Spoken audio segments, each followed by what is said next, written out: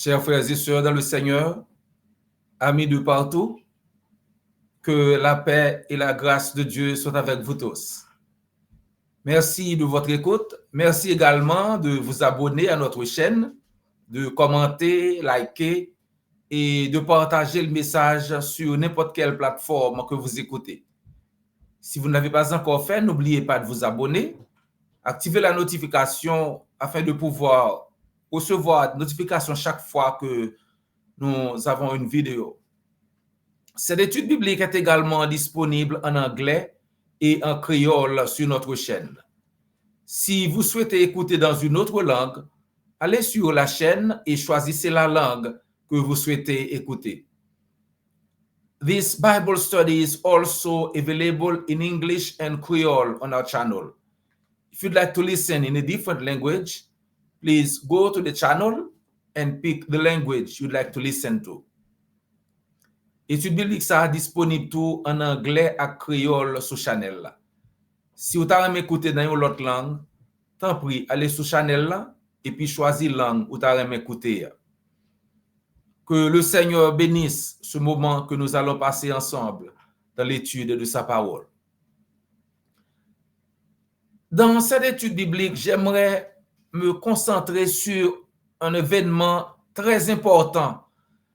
Un événement qui s'est produit pendant que Jésus était sur la croix. Nous lisons dans Jean chapitre 19, versets 25 à 27. Près de la croix de Jésus se tenait sa mère et la sœur de sa mère, c'était Salomé, la femme de Zébédée. Aussi se tenait là Marie, femme de Clopas, et Marie de Magdala ou Marie-Madeleine. Jésus, voyant sa mère et auprès d'elle le disciple qu'il aimait, dit à sa mère, « Femme, voilà ton fils. » Puis il dit au disciple, « Voilà ta mère. » Et dès ce moment, le disciple l'a pris chez lui. Que de très bonnes leçons que nous pouvons tirer de ce texte, chers amis. Femme, voilà ton fils. Je trouve qu'il y a quelque chose de très, très émouvant dans cette déclaration, tout comme l'a trouvé John Stacy. Considérons d'abord ceux qui se tenaient près de la croix, chers amis. Il y avait près de la croix Marie, la mère de Jésus. On y voit l'amour d'une mère. Les disciples avaient fui. Les amis de Jésus l'avaient abandonné. Ses ennemis réclamaient son sang. Pourtant, sa mère, Marie, se tient près de la croix. Elle ne court pas, ne défaille pas et ne se joint pas aux autres. Quel amour et quel courage! Aussi près de la croix se trouvait Marie, l'épouse de Clopas ou d'Alphée. Et là aussi se trouvait Marie-Madeleine, celle dont Jésus chassait les démons. Elle était présente. Elle n'oublia jamais ce que Jésus avait fait pour elle et exprimait sans doute sa gratitude, selon Marc chapitre 16, verset 9. Auprès de la croix de Jésus se tenait aussi Salomé, la sœur de Marie, la mère de Jean et de Jacques. Salomé, la sœur de Marie, c'était la femme de Zébédée, le père de Jean et de Jacques. Salomé était la mère de Jean et de Jacques. Notons en passant, chers amis, que Jésus, Jacques et Jean étaient cousins. Un jour, Salomé voulait que ses fils Jacques et Jean soit assis à sa droite et à sa gauche lorsque Jésus établit son royaume. Matthieu chapitre 20. Enfin, il y avait l'apôtre Jean. Jean se tient près de la croix de son cousin, Jésus, son sauveur. Parce que Jésus et Jean étaient fils de deux sœurs. Marie et Salomé étaient sœurs. Donc, Jean, lorsqu'on parle de Jésus et du disciple qu'il aimait, on parle de son cousin Jean, qui était un disciple formidable. Donc, il n'est pas étonnant que Jean soit connu comme le disciple que Jésus aimait. Comme le dit le proverbe, un ami dans le besoin est un véritable ami. Alors que la plupart des disciples se dispersaient face à cette situation difficile, certains restaient à ses côtés. Et Jésus appréciait beaucoup cela. Jésus l'a vu.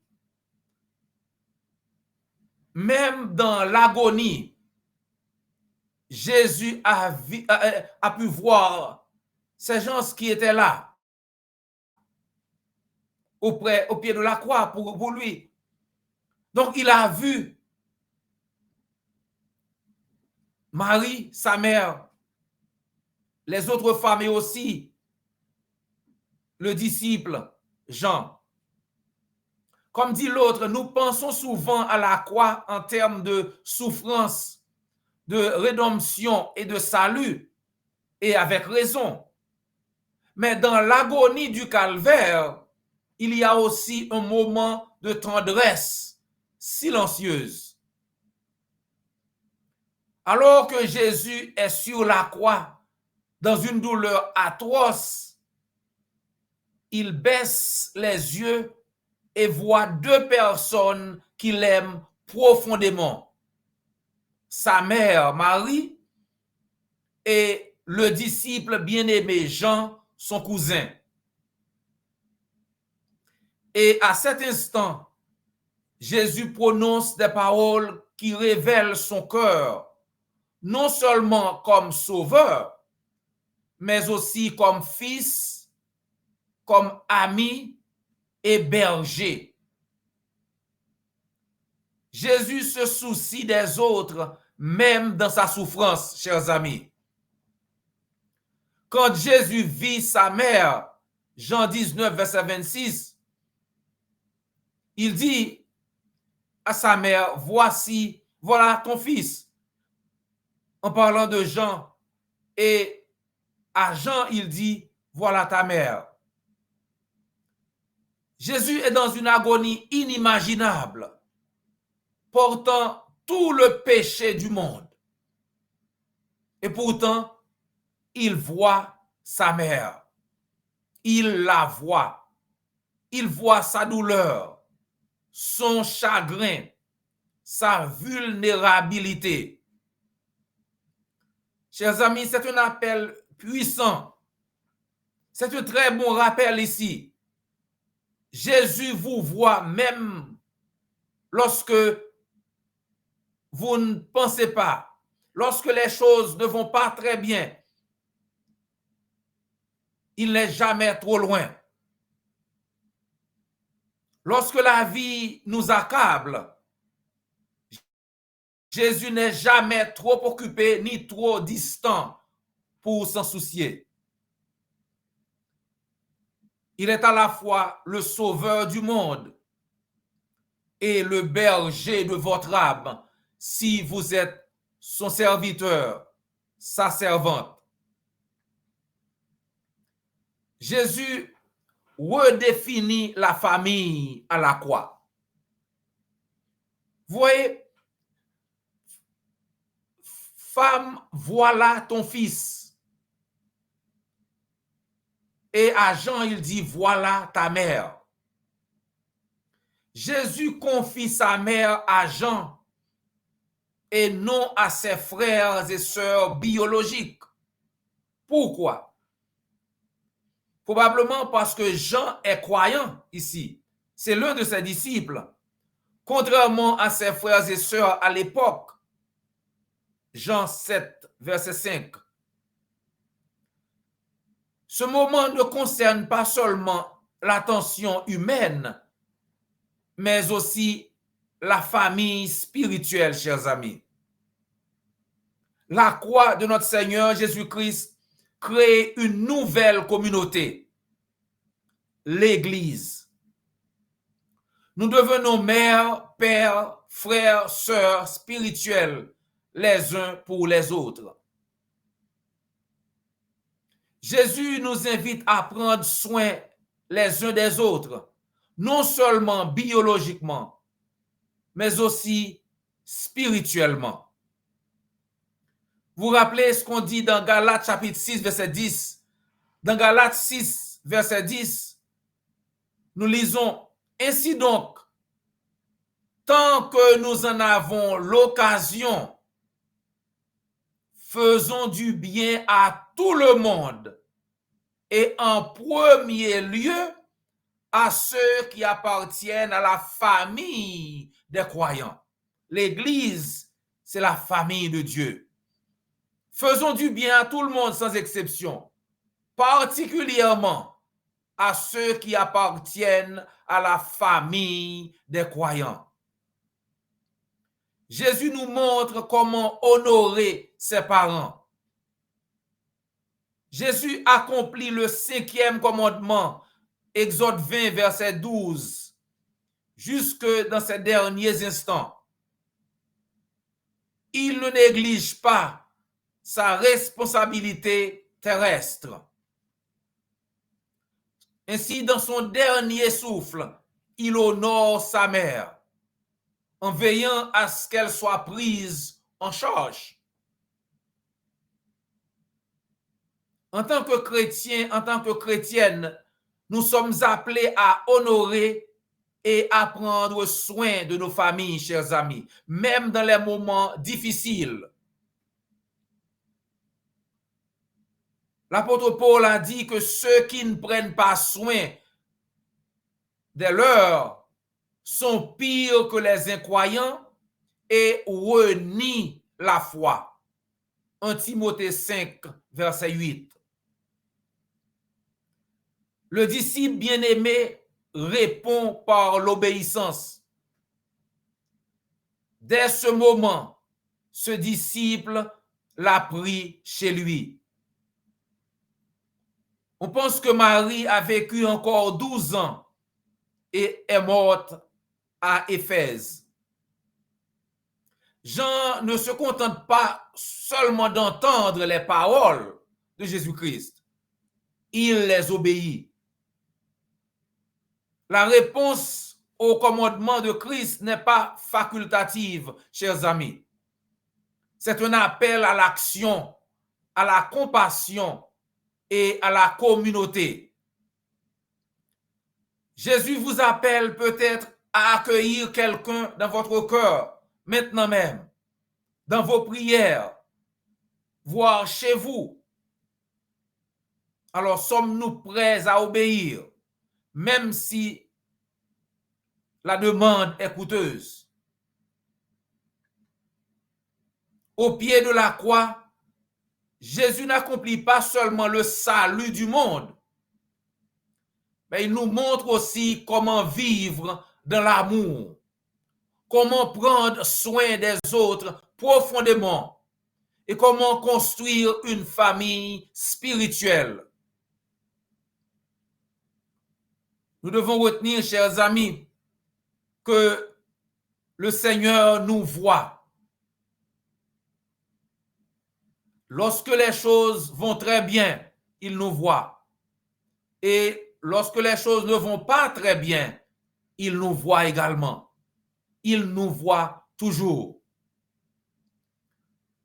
Aussi, la croix redéfinit la famille, chers amis. Chrétiens, chrétiennes, nous sommes appelés à prendre soin les uns des autres. L'obéissance, c'est l'amour en action. comme Jean, nous devons répondre et faire ce que dit notre Seigneur Jésus-Christ. Donc, à nous qui avons déjà obéi à l'évangile, Jésus nous dit de rester fidèles jusqu'au bout et nous aurons la vie éternelle. Donc, bien-aimés dans le Seigneur, restez fidèles jusqu'au bout. Et si vous écoutez ce message, vous n'avez pas encore obéi à l'évangile. Alors, Jésus, dans Marc 16, verset 16, vous indique comment procéder. Il dit, celui qui croira et qui sera baptisé sera sauvé. Mais celui qui ne croira pas sera condamné. Il ne dit pas seulement que celui qui croit, mais celui qui croit et qui est baptisé. Celui qui croira et qui sera baptisé sera sauvé. Donc, si vous voulez obéir à l'évangile, faites-le nous savoir. Ou bien, contactez l'église du Christ la plus proche et on se fera le plaisir de vous aider. N'oubliez pas de vous abonner, liker, commenter et de partager sur n'importe quelle plateforme que vous écoutez. C'est toujours un réel plaisir de passer quelques minutes avec vous dans l'étude de la parole de Dieu. Prière de nous rejoindre la prochaine fois pour une autre étude. D'ici là, que le Seigneur vous garde et vous bénisse. This Bible study is also available in French and Creole on our channel.